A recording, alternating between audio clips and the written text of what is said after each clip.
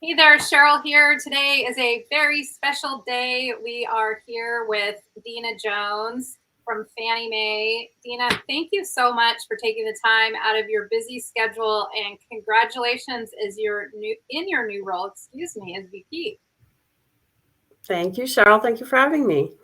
Yeah, I'm really excited to learn a few strategies from you. We're going to be talking the same language about confidence because that's what I talk about all day long. And that's what really attracted me to this conversation.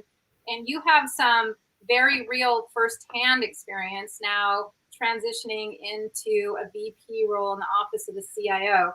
But before we get started, a lot of times people think that you were just born into the world as a vice president in the office of the CIO. But a lot of times, a lot of things transpire before then. And so, can you share a little bit about your story and what either inspired you to greatness as a young person, or maybe it made life a little difficult and you just made a conscious decision to overcome it and go a different direction? So, can you share a little bit about how you got to where you are today? Sure. Yeah. Pretty big question, but um, growing up, I'll talk about, what inspired me. Just when I really think about what really inspired me, um, it would be my mom is the one that really inspired me. So I grew up with my mom. She was divorced. And so grew up with her most of my life. And what inspired me about my mom is her work ethic. She truly worked really hard, and so she was my only real role model, that was around me that I could see. And I even at a young age would go with her and see her at work. And I could see not only that she worked hard, but it seemed that people respected her. She had a good relationship with the people around her. And I think that really inspired me. Um, I think that, one of the things that I remember her saying to me that really stuck with me, where there's a will, there's a way, Mhm. right? We didn't have a lot, but she worked hard. And, she made sure that, I really didn't want for anything. And so that is really, I think, what has inspired me. And at the time, maybe didn't even realize it, but it is what drove me all the way through college. I am first generation college graduate. And for me, it really never was an option like Mhm. anything else. And, of course, she was a big driver for me being able to have that opportunity to go to college. And then once I was out of college, starting my career, I think I kept that work ethic with me. Mhm. So I think, that's my story and what inspires me. And I think if my mom were watching or listening and she heard me say that, she'd probably be really surprised and shocked. But I would say my mom. Yeah. And so that's amazing. And a lot of times, too, it's important for us to communicate that, if your mother's living, I assume she's living, Yes. and to just, I might, suggest that you communicate that to her because it might make her day or her year. Um, and so, that being said, it seems like you were born in a confident environment. Like, if you put your head down, you can make it happen. And not everybody is that fortunate. So that's really the bedrock of building confidence. And if you don't have that, you're watching, and sometimes people have the opposite, someone in their life saying, "Who are you to do this?" And so then, but just to know that there are the skills, that confidence is a Right. muscle. Now, that being said, even with that amazing foundation, that amazing role model, and also that push, because it sounds like she expected a lot of you as well. A lot of times with every next level, there is some fear and doubt. And so, was there ever a time in your life where maybe you felt a little bit like an imposter, or you felt really doubtful? Like, I know conceptually that I can do whatever I put my mind to, but maybe down in your gut you were a little doubtful. And then how did you push through that? Oh, Cheryl, quite often. Early in my career, maybe I didn't realize it or feel it as much. But certainly as I progressed in my career and more responsibilities, definitely bigger doubts. And really when it comes to, making that next step in my career, going after, a different job. So if I wanted to leave one company and, go somewhere else for a different opportunity, that's really where I had a lot of doubt, right? And even, within where I currently work at Fannie Mae, throughout the years, pursuing other opportunities and other roles, um, you know, that was always scary, where I had a lot of self doubt, wasn't quite confident. Was I the fit for the role? I think a lot of times, especially women, try to be the perfect fit for it. They read a job description, right? And we're looking to check all the boxes and be the perfect fit. And just that mentality there, it's a lot of self doubt. And so, um, I've chose to go after it. And taking those risks were so rewarding. But I got a lot of no's before I got to where I am, but it was so rewarding. I learned a lot, each time I did that and through that process. So I wouldn't change anything. It was taking that first step is always the hardest, but once you do it, I've learned it becomes easier. So it sounds like if you were counseling your younger self, you would say you don't need to check all the boxes. A couple of the boxes are fine, and you need to go for it. Yes, take more risks. Mm-hmm. And Yeah. that's 100% because I think there is some research out there that says that, women, if there's 10 boxes to check, women need to check about 8 before, on average, before they throw their head in the arena. And men are like, 3 boxes, I'm good to go. And so what Right. you're talking about and what you're doing by taking a risk, even when you don't feel quite ready, is um, is really taking personal responsibility to be seen more and to have greater visibility. And so I just really wanted to highlight not just what you said, but what you've done. And my hope for anyone listening is that you really listen to that wholeheartedly and align yourself with someone who is going to push you outside your comfort zone and someone who really has your best interest at heart, because sometimes it's hard to do that on your own. Absolutely. And that last part, what you said, like doing it on your own, um, I think if, like you said earlier, if I could go back and tell my younger self something, is I don't have to do it on my own. I highly encourage people, if they don't already, build a network of people around you that can support you and guide you. So having mentors and even sponsors, it's so important. I'm lucky enough where I um, built that network, especially later in my career, where they really pushed me, probably believed in me when maybe I didn't even believe in myself. Yeah. And that really helped and pushed me to take those risks. Yeah. So I don't know, for anyone that's listening right now, that's so important that I wanted to kind of repeat it. And if you're thinking, well, I don't know who to ask or the person that I need to ask, there's no way that he or she would sponsor me. I would really encourage you to make a big ask. Of course, you need to be prepared and make it well worth the person's time. Um, but people are going to be more willing to help than you might think. So that's really important. And I'm really glad that you brought that up and to be really proactive about thinking about where do I want to go and who is most important that I align with to get there.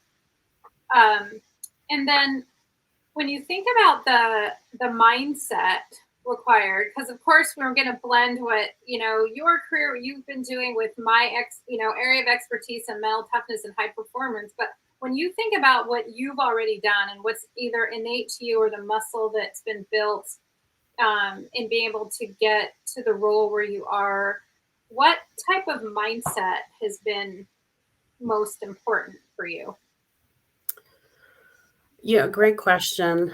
I think there are a few things I can think of. One, always learning is so important. It's one mindset, right?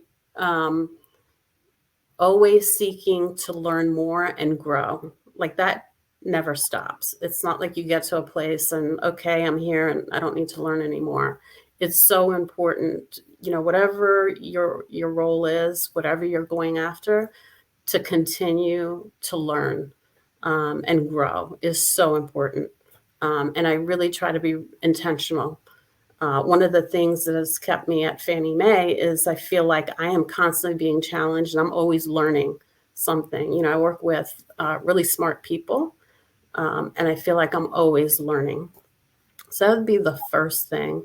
Um, the second thing I think of in terms of mindset, listening more, especially as I've developed in my career. I find, where I have more responsibilities or just growing in my role, listening becomes so important. Listening to each other, listening to just different perspectives is really important. So I think those are two really important mindsets that have guided me. Mhm. And I think it's safe to say that listening and learning help to build confidence because Yes. a lot of times it's people lose sight of the fact that doing is what builds confidence. When I had the honor of working, I've worked with a handful of Olympians, and they started off like everybody else, not knowing how to walk, and then they know how to walk and they know how to run, and eventually they decide on something and learn the skills to progress.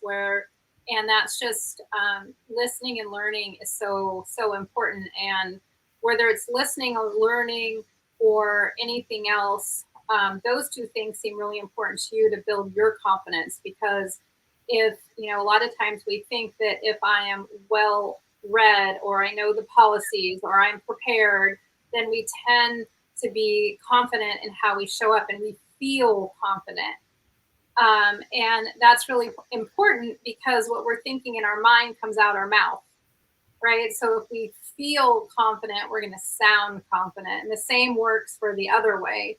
If we're a little doubtful or, we think that we got let into we have a seat at the table, but someone made a mistake by pulling up a chair for us, um, then, our words aren't going to land as well. So I really want to highlight what you said and that either learning and listening or whatever it is that makes you feel confident is important to really accelerate into and do it consistently. And and so Absolutely. and then I'm thinking then in you're fairly new to the role that you're in with and of course congratulations again, that's pretty exciting and not easy to do for anyone that's not familiar. Um, but if you think about a lot of times in high performance, we like to do what's called future casting. And so if you think about, some day far down the line, when maybe you're not in the role, maybe you get promoted again, or someday down the line, what is your legacy? How do you want to be remembered in your role? Like, what's most important? Wow, Sheryl. Asking all the tough questions. Yeah. Um, so I think one thing that's really important to me is really making a difference in people's careers. I want to help others achieve their career goals. I want to inspire them.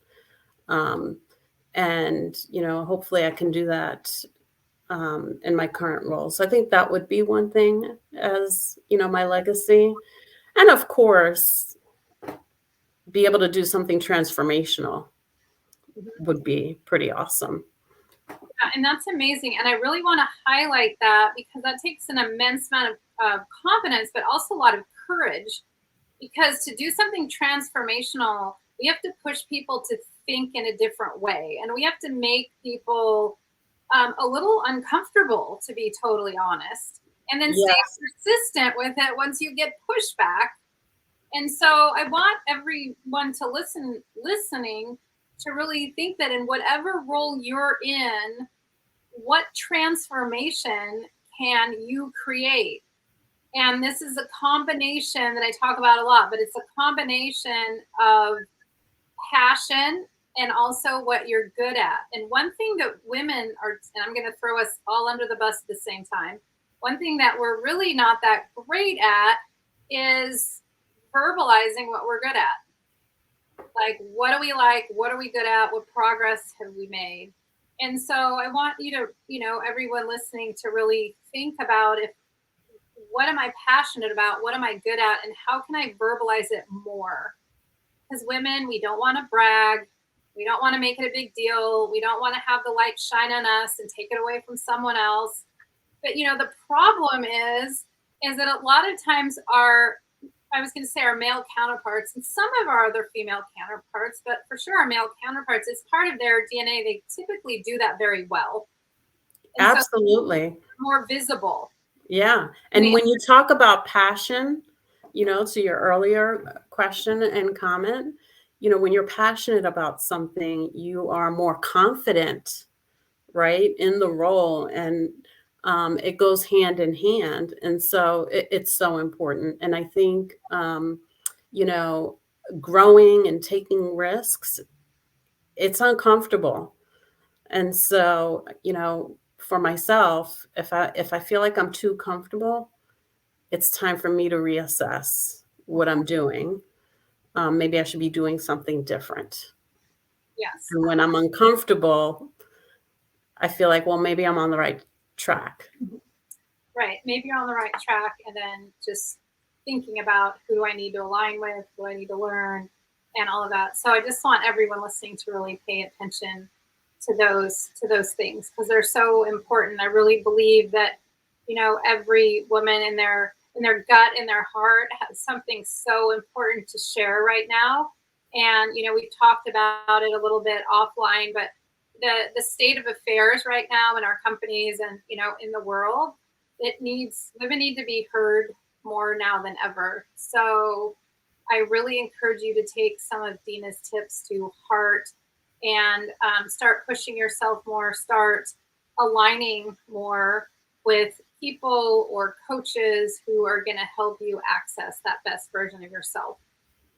Now, when you think about everyone who's listening, who might be listening, reading on my blog or hearing on YouTube or, all the different places that this is going to go, or in LinkedIn, what is a message or call to action? Because we are talking about the importance of work being applied. Like, I love that this interview has been fun, it's been informative, but I also want listeners who have taken time out of their precious day to really think about, never thought about that. I'm going to try doing that.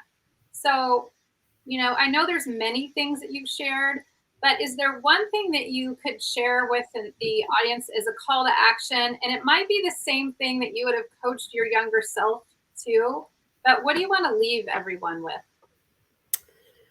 Well, Sheryl, I don't know if it's just one thing, so I might be breaking the rules a little bit, but I would say build your network. We're not going to get there just on our own. Maybe some will. Maybe they can do it all by themselves, which is fantastic. But I would say, for the most part, right, build your network. You need the support of your network to help you get where you want to go. Support each other. And your network, it is those mentors, coaches, your trusted advisors, your sponsors is so important. And I would say take risks, right? And I think building that network, I think, will help you to be able to navigate and take some of those smart risks in your career. Mm-hmm. So take risks. I think that, and these are calculated risks. Absolutely. And then aligning yourselves with people who can help you, because anyone who has ever, I think I'm pretty safe to say, not anyone, I don't want to make it so finite, but a majority of the people who have ever achieved anything great have not done it in solitude. So That's right. I agree with you 100%. and that align with people who believe in you. Be very proactive about doing that and take some risks that will really serve you on your quest for your next level of leadership.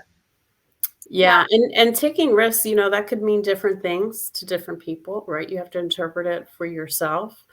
Um, but it really starts with articulating, right, what you want. I talk to people where they expect that their manager, right, is just going to know mhm, that they want that next role or that promotion or something different. And the reality is no, right? It starts with articulating right into them. That might be taking a risk.